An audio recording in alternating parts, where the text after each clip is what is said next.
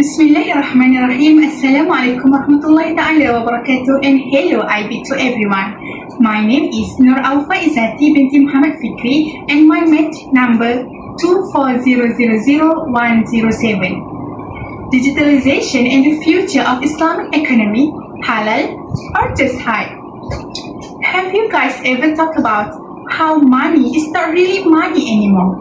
Today, almost every transaction we make, from buying coffee to investing, happen with just one tap on our phone.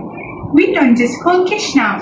We pay for coffee with our phone. We transfer money online, and some people even buy cars or houses using digital currencies. But here's the real question. With all these new technologies coming into the financial world toward a Sharia-compliant digital future, are they truly halal or just hype with an Islamic label? Just because an app says Islamic finance doesn't mean it's truly Islamic. Without Sharia governance, the halal label can become just another marketing tool. That's what I'm going to talk about today. Digitalization and the future of Islamic economy, halal or hype. I chose this topic because, honestly, the world of Islamic finance is at a crossroad. The digital economy is rising fast, and Muslims can't afford to stay as passive observers. Islam has never been against progress. It just wants progress that's guided by values. The rise of the digital economy. We are living in fully digital era. Banks are no longer just building. There are apps in our phone. Transactions happen in seconds, and even zakat and wakaf can now be paid online. This is what we call fintech, short for financial technology. It's basically how technology and finance merge to make life easier. And the good news is, Islamic finance is not being left behind. In fact, Islamic fintech is now one of the fastest growing sectors in the Muslim world. Platforms like this allow halal crowdfunding investment. Even zakat institutions in Malaysia and Indonesia have gone digital using apps that are audited by Islamic authorities. So, when people say Islam is old-fashioned, I would say no. Islam just makes sure technology stays ethical. Islamic fintech combines the values of fairness, transparency, and no exploitation. So, what's next? Crypto, opportunity, or controversy? Now, let's move to one of the hottest topics today, cryptocurrency. Many people still confuse crypto with stock, but they are actually quite different.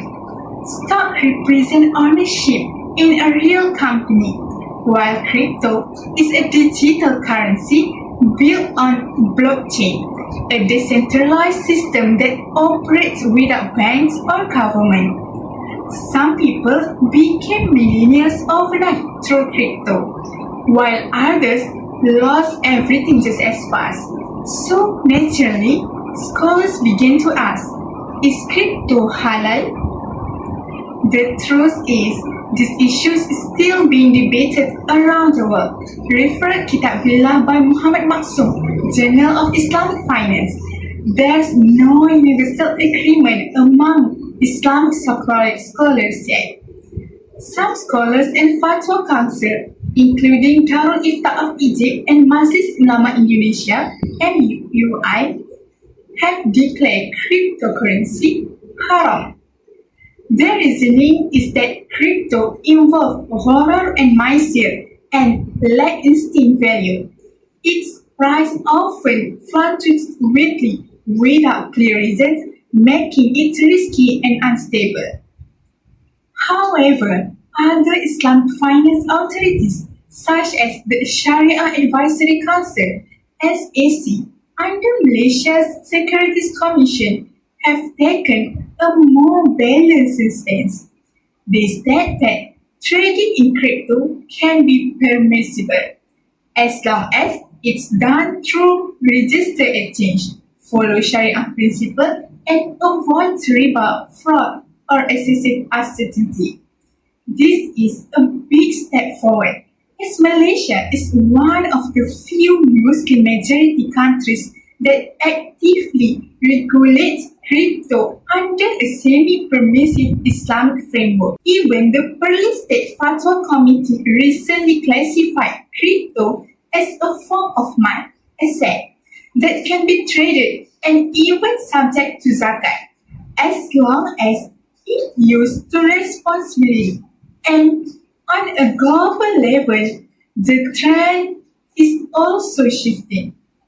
New projects like Islamic coin are being developed, a cryptocurrency backed by real asset and audited by Sharia scholar. Research paper published in 2025 have also argued that Islamic ethics are ready for blockchain technology. So, how blockchain technology benefits the Islamic economy, Islamic digital banking, and smart contract? Blockchain technology brings many benefits to the Islamic economic system through its transparent and secure recording system. Every transaction can be tracked and verified, which reflects the Islamic principle of adil and shafafiyah in Islamic digital banking. Blockchain help ensure that all financial activities free from riba, gharar, and maisir. It also strengthen the management of zakat, waqf, and charity funds because the movement of money can be easily traced and verified.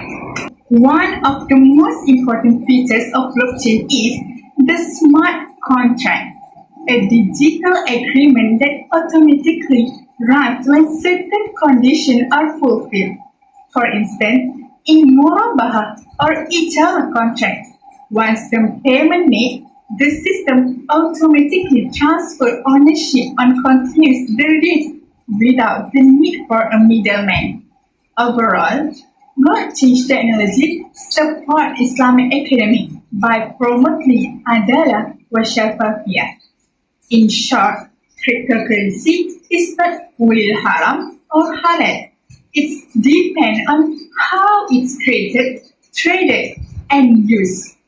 Because in Islamic economics, the golden rule always remains the same. Wealth must come from something real, not from pure speculation.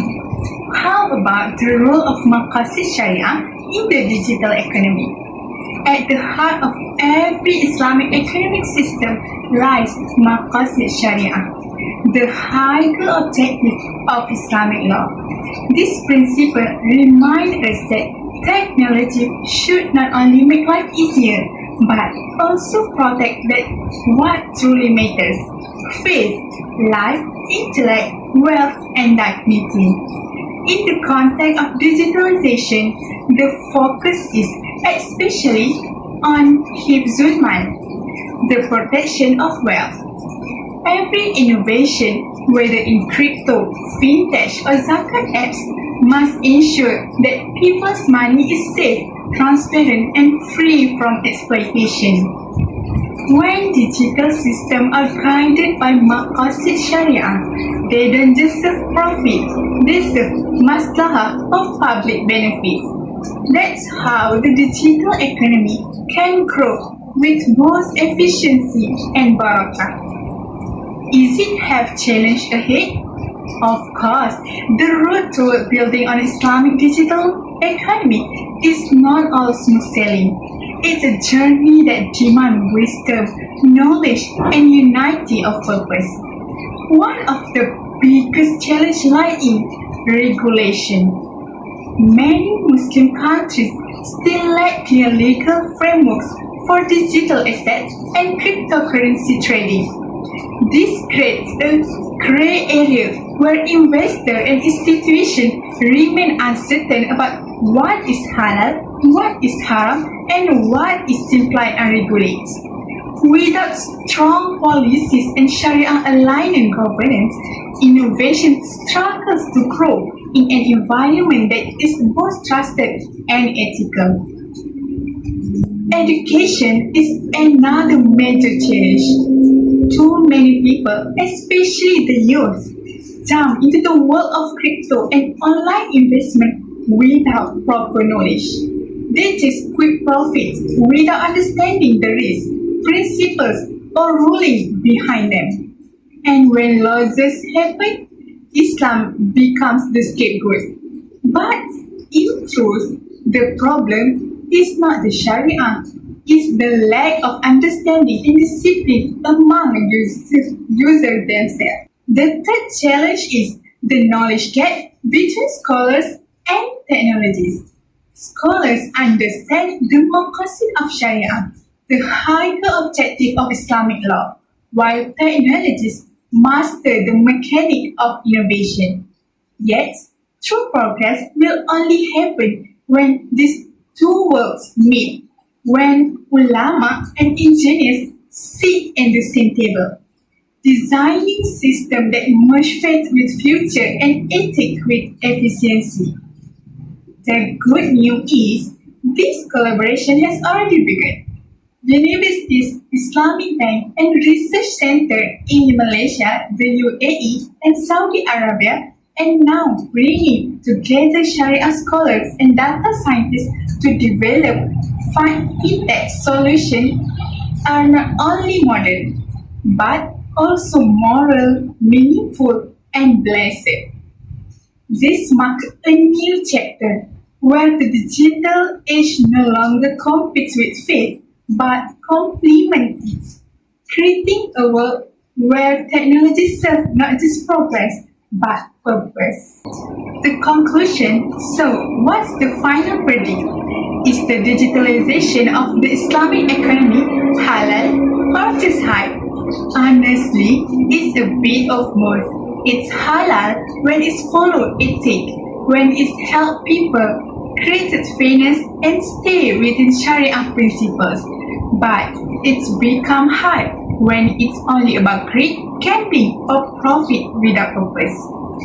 Digitalization is not something against Islam, it's just a tool. And how we use it will decide whether it's bringing benefits or harm. If we use technology with Islamic values like honesty, justice, and trust, then we are not only building a modern economy, but also one that has meaning and blessing. The digital future is already here, and Islam has the potential to lead, not as followers, but as leaders who bring faith into innovation. So, halal or hype?